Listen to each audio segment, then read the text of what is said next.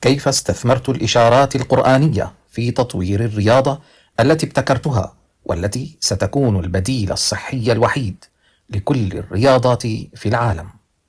تحية من عند الله عليكم مباركة طيبة.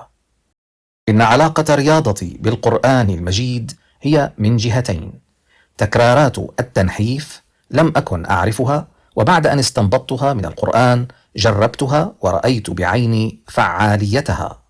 أما بعض تفاصيل رياضتي فاكتشفتها قبل أن أبحث في القرآن، ولكن بعد ذلك بسنين طويلة قارنت اكتشافاتي تلك بالقرآن فوجدتها متطابقة، وذلك كما يلي: وأذن في الناس بالحج يأتوك رجالا وعلى كل ضامر يأتين من كل فج عميق. هذه الآية هي الوحيدة التي حوت كلمة ضامر، والتي جذرها هو الفعل ضمر، ومعناه في اللغة كما ذكر معجم مقاييس اللغة: ضمر الفرس وغيره ضمورا، وذلك من خفة اللحم، وقد يكون من الهزال، ورجل ضمر خفيف الجسم.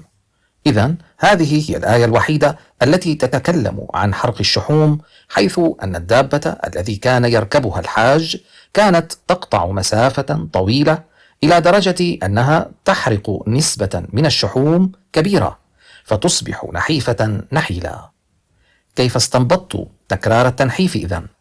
كلمة ضامر بما أنها ذكرت في القرآن مرة واحدة فلا يمكنني استنباط شيء منها لوحدها إلا بالاستعانة بغيرها، بينما كلمة كل التي سبقتها فتكررت وفق موقع تنزيل 377 مرة، حيث تجدها في الموقع عند البحث عن الجذر اللغوي كللة، وهذا منطقي جدا، فكلمة كل في معناها تستبطن معنى التكرار، لأن كلمة ضامر تدل على ضامر واحد، أما دخول كلمة كل عليها فجعل العبارة كل ضامر فأصبحت تشمل ضامرا واثنين وثلاثة وأربعة من الضامرين وأكثر من ذلك، أي أن كل هي التي تسببت في أن يصبح ضامر مكررا ضمنيا، فأصبح المعنى الإجمالي أنك تهدف إلى نتيجة واحدة،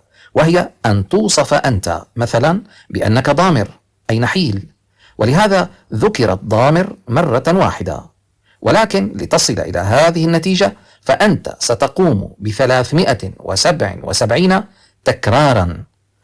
كون نهاية الرقم 377 تمثل مواليدي التي هي 77 ميلادية، فلربما تكون فيه إشارة إلى أن من سيكتشف هذا الاكتشاف مواليده 77.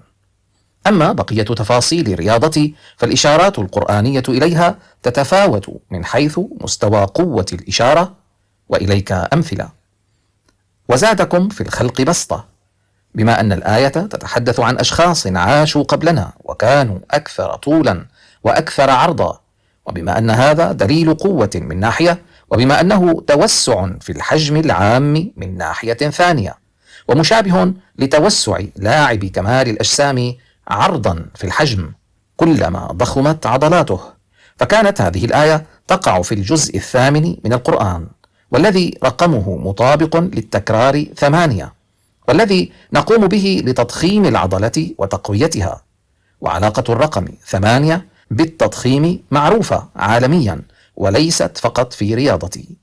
ترتيب هذه السورة هو السابع بين سور القرآن، والرقم 7 يمثل مرحلة من مراحل التطور في رياضتي، مرحلة من مراحل الراحة، حيث تمرن أنت العضلة فيها مرة في كل 7 أيام.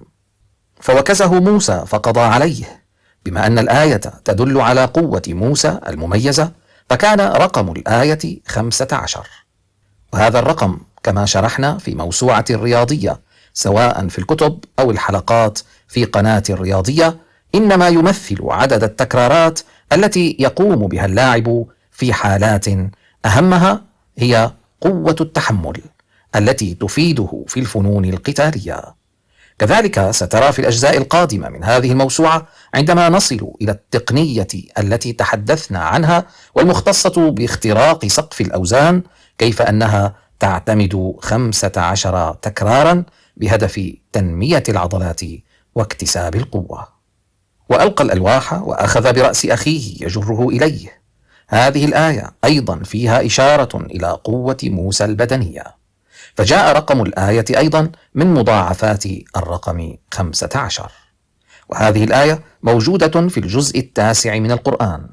الرقم 9 يمثل أيضا مرحلة متطورة من مراحل الراحة في رياضتي، حيث تمرن العضلة فيها مرة في كل 9 أيام.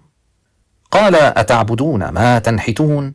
هذه الآية عدد كلماتها 4، وتتكلم عن النحت، فكما مر معك في حلقات سابقة فلتنحت جسمك نحتا بمعنى أن يكون متناسقا جميلا، فمن أشد الأمور أهمية هو أن تؤدي التمارين بسرعة معتدلة، حيث يستغرق تقلص العضلة في أبطأ حالاته 4 ثوان، وفي أسرع حالاته يستغرق التقلص والتمدد بمجموعهما 4 ثوان، لأن البطء يسمح لكافة أجزاء العضلة أن تشارك في حمل الوزن، وبالتالي للنمو المتناسق فيما بين هذه الأجزاء، بينما السرعة فتتفاعل مع الجاذبية الأرضية التي ستسرق منك بعض الوزن المتمرن به.